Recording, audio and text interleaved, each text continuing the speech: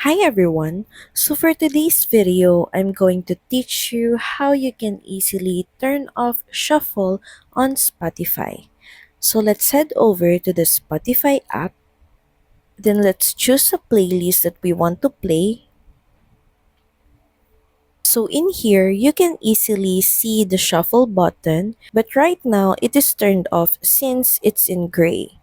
But when we click it, and it turns green, that means that the shuffle option is on. If we play the playlist, we can also see the shuffle button on the lower left, and we can simply turn it off if we want our music to play in order and not randomly.